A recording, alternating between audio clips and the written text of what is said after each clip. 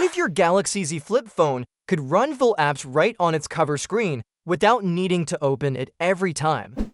That's exactly what many users are doing now, especially those using the Galaxy Z Flip 6, the more affordable Galaxy Z Flip 7 Fe, and the flagship Galaxy Z Flip 7. These phones already come with bigger cover screens that show time, notifications, and a few widgets. But by default, Samsung doesn't let you run all your favorite apps on that mini display.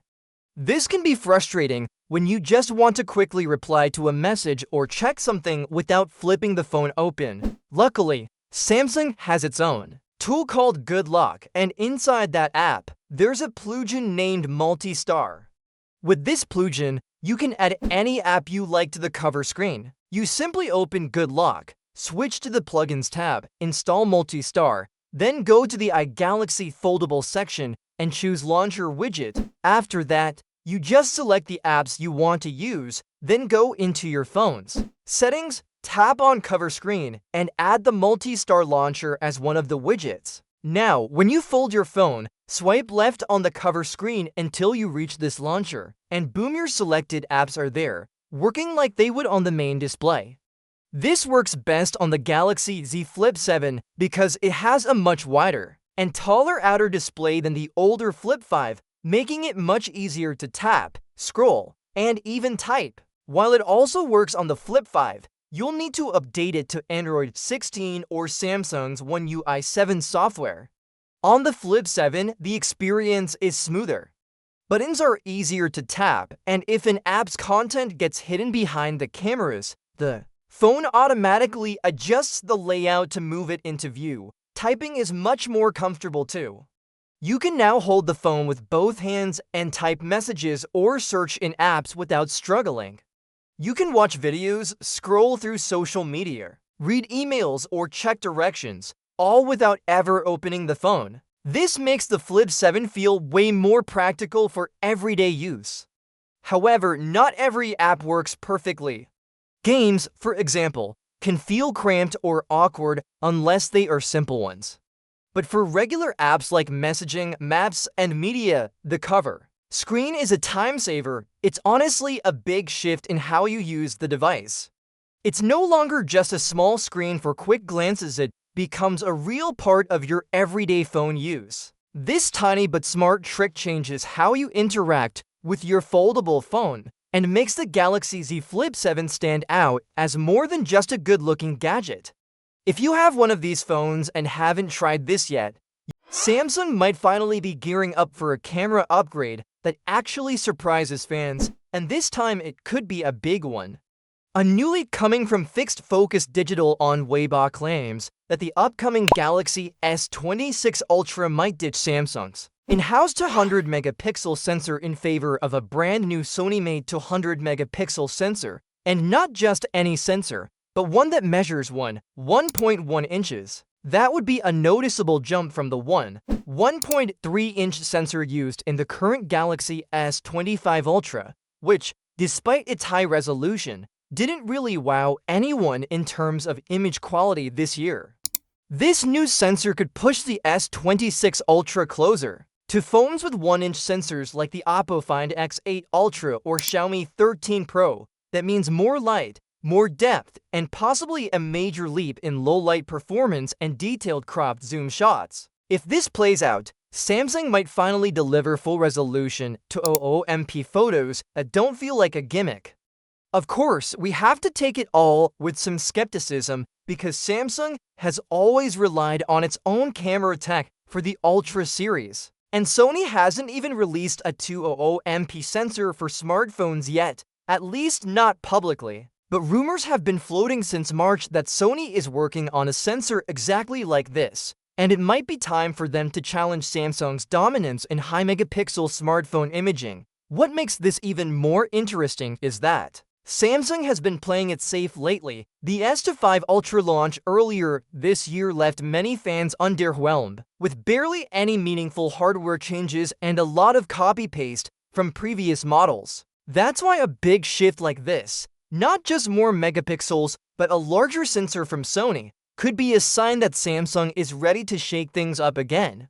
It also raises the stakes for early 2026, when the S26 Ultra is expected to be announced. If true, this could put the S26 Ultra in a stronger position against rivals who have been pushing the camera envelope while Samsung focused more on AI and incremental changes. Interestingly, Samsung's own camera strategy has been very controlled, and switching to Sony, even for just one component, would signal a change in mindset. The company seems to be listening, or at least recognizing that it can't keep releasing Ultra phones without Ultra improvements. With the Z Fold 7 and Z Flip 7 showing real upgrades this year, perhaps Samsung is taking the feedback seriously and lining up a real treat for S-series fans. Still, we haven't heard anything about changes to the other cameras on the S26 Ultra, so that's something to watch out for. Will we see better zoom, a new ultra-wide lens, or maybe improved video stabilization? Have you ever wondered why Samsung gave the Galaxy Z Flip 7 a bigger battery but left the Galaxy Z Fold 7 almost unchanged? It's something a lot of people are asking after the recent launch. On paper, it feels strange the Galaxy Z Flip 7, which is a smaller clamshell phone, now has a 4,300 mAh battery. That's just a tiny bit smaller than the Z Fold 7's 4,400 mAh battery, which is surprising considering how much bigger and more expensive the Fold 7 is. So what's the story behind this? Well, Samsung did respond to this question and gave a pretty straightforward answer. According to them, users of the Flip series really wanted a bigger battery. It was a common request and Samsung listened. That's why the Flip 7 got the upgrade. On the other hand, the Fold 7 users had different priorities. They weren't as focused on battery size and cared more about having better cameras, a thinner and lighter body, and a wider cover screen. And when you look at the actual changes made to the Fold 7, it makes sense.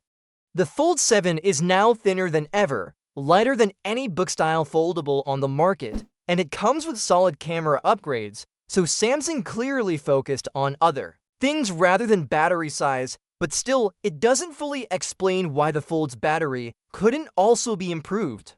And that's where the bigger picture comes in. Unlike flip phones, the race in the book-style foldable category is intense. Brands like Honor, Oppo, and Huawei are all trying to release the thinnest and lightest foldables, so Samsung can't afford to fall behind. That's likely why they focused so much on making the Fold 7 thinner and more comfortable to hold, increasing. The battery would have meant adding bulk and weight, which goes against the trend. Meanwhile, the flip phone market isn't in the same race. No one is fighting to make the slimmest clamshell, so Samsung had more freedom to boost the battery in the Flip 7. Also, until Samsung adopts new battery tech like silicon carbon anode batteries, we're not likely to see huge improvements in battery life without making the phone thicker. And we all know Samsung has been very cautious about battery safety ever since the Galaxy Note 7 incident years ago.